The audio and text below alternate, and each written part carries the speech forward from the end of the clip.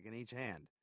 And it gave us a kick to see Boston's gentry get an eyeful of the unshaven community outside the Ponky fences, the pawn shops and strip bars along our 18th hole bordering Geneva Avenue, the ratty blue-collar cemetery out our front windows, the spirited youth who populated the Roosevelt Park projects off 5 and 13 having their innocent fun with needles and small arms fire.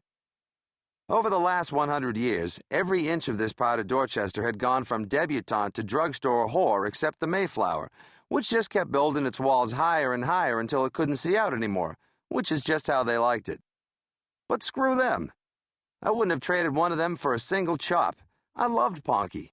I guess because my dad was a member of the Mayflower and, until the last 3 years, I hated my dad the way mailmen hate Dobermans. Anyway, on this particular Thursday, it was the usual cast of crossouts and out-of-round humans who probably should have been taken out of play years before. 120 yards behind us, Hoover, our fifth, was taking his sweet time hitting his shot, despite playing against nobody for no bet at all. "I believe it's your turn, Hoove," Dannie yelled, knowing all the while that there was no such thing as turns at a free-for-all, etiquetteless joint like Ponky. But Hoover was back in the fairway, on one knee, holding his latest gadget, the new GPS-enabled SuperTech Bushnell Laser Rangefinder 3000, up to his right eye and making sure the yardage was exactly 176 and not 177, even though Hoover could not hit a green from 17 yards, much less 177. There was a reason we called him Hoover. He sucked. "What are you, patting?" Two Down yelled. "Hit the fucking ball." Hoover rose and yelled back, 7% of all shots failed due to lack of precise yardage. Then he stepped up and chunked it about 20 yards. So here we were on the 17th, with me down 3, down 2, and down 1 to 2 down, and needing this hole to have any chance of saving the Claudette Cold Beer Fund. Still, 2 down was lying 4. I was lying 2 right in front of the green. He was taking a long look at his difficult sand shot. All sand shots at Ponky are difficult on account of there being no sand in Ponky's bunkers. When he announced, "I haven't had my throw yet, right?" I was hoping he'd forgotten. "Yeah, that's right," I grumbled. "You get 1 throw aside." And 2 Down got out of the bunker, walked over to my ball, picked it up, and threw it over the 12-foot high hedge into the Mayflower Country Club. Then he returned to his shot without comment. One really needs to think out all bets with 2 Down in advance. As we came to the picturesque 18th hole at Ponky, with its unforgettable view of Manelli's dry cleaners on the left, I was down $200 all day to 2 Down. I needed something big on the last hole to bail me out. "Christ," I moaned. "Do we have to do this now?" "2, I need a get-even." 2 looked at me and said, quite firmly, "Okay, you know what? No." "But you haven't even heard it yet," I said. "Unless the get-even is you chew off your left hand before you play this last hole, I don't want any part of it." "No, it's better than that. I'm offering you a simple wager." If there is one thing a true chop will not turn down, it's the offer of a simple wager. A true chop will bet on all things at all times. One time, on a rainy day, 2 Down and Dom bet $10 on who would swing first on Jerry Springer, the blimp who was about to find out her daughter was screwing her son, or the two-toothed dad who was finding out his hunting buddy was in love with him. And so I cast out my bait. "I'm a little longer than you off the tee, am I right?" "Does Michael Jackson subscribe to Boy's Life?" he said. "Exactly. I'd say I'm about 50 to 75 yards longer than you, on average with the driver, yes?" "Yeah, and you're about $200 down to me too, Mr. Two-time Massachusetts Junior Amateur Runner-Up, so shut the fuck up and hit." "Right. Well, here's the bet. I bet you $200 that you can't knock it past my drive from this tee box in 2 shots. Frankly, I think you'll choke like Mama Cass." This got 2 Down's famous ADD eyebrows to itching. $200 was a lot for a guy who was working as the clubhouse assistant at America's only all-women's golf club, the Boston National Ladies Golf. Come to think of it, $200 was a lot for me, a guy who wrote greeting cards at $25 a pop. "2 shots?" "2 shots," I said. "Who goes first?"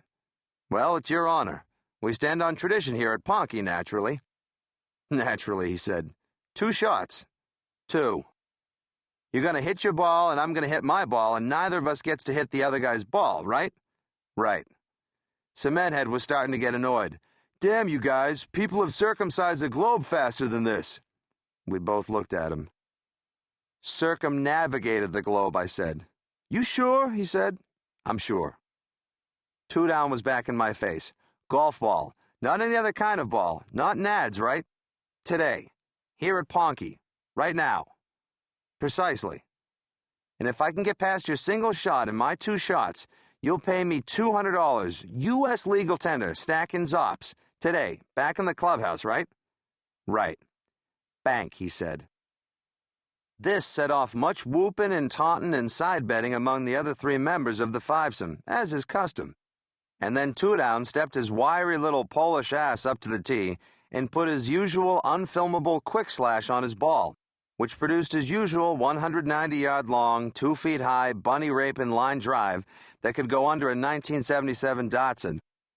I see you've gone to a higher lofted driver, I observed, stepping up for my shot. Blow me, he said. I teed my ball up nice and high and began to waggle my driver. Then I stepped away, pretended to reassess my shot. Then I went around to the other side of the ball and began waggling the club again, only in the complete wrong direction. Ray, holes the other way, Cementhead said. I said nothing.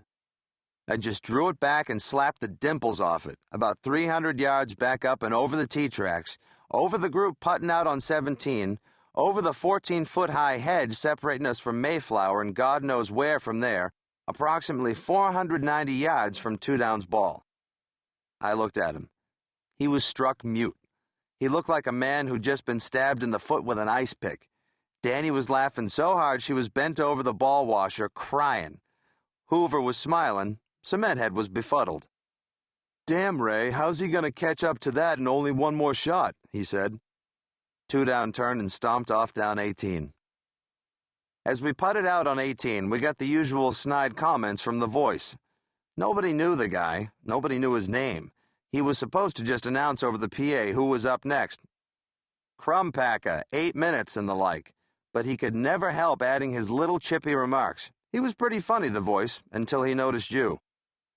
The group coming down 18, he announced to us then. Bad news. There's a job fair coming to town. You can hide at my house. But the bad news was worse than that, and it was very real. It came the next day. I knew it as soon as I saw Blind Bob's face. You should sit down. How do you know I'm not? Sit. I sat. Frog hair sellin'. I started to feel a little lightheaded. Sellin'? Yeah, it sucks huge, doesn't it? He's selling the course and moving to Florida, joining a nudist colony. Sellin' Ponky? Yes, Dick, sellin' Ponky. Sellin' Ponky. I was trying to catch my breath. I guess I completely passed over the disturbing idea of frog hair nude and went to the truly paralyzing news. Ponky was my happy place. 5 bets riding on every shot. Cold 95-cent beer anytime you wanted. And hilarious guys who didn't want to tell you how their Google stock is doing every fucking day. I was happy at Ponky. To who, I managed. He doesn't care. Maybe the Mayflower would want it. Pave it over so people have a nice place to park when they hold the U.S. Open next summer. Real nice for us. I was starting to feel a little queasy. Why not to a golf course company? Are you kidding? Golf boom's over, Stick. Golf courses are getting bulldozed every day. Besides, I already asked him. He said Ponky is dead as Bob Hope. Ponkaquogue is Ponka gone. The next day I was trying to write cards, but I just couldn't concentrate. I sat there 3 hours and could come up with only one. It was a picture of the pyramids, with the line below it, "The pyramids are a wonder that has stood for thousands of years." And then inside would be the line, "Thanks for building them. Happy birthday." I was depressed. Luckily, depressed in a house that contains my whirlwind 3-year-old son Charlie has no lifespan. Depressed can last only as long as it takes Charlie to find you. He snuck up behind me and scared the piss out of me with a glass-shattering burp. I tried to suppress a laugh while I said, "Charlie, what do you say?" "Thank you," he said, obediently. He was so much like Dannie it was freaky. I met Dannie at Ponky. She was straight out of Little Rock, the Spitfire.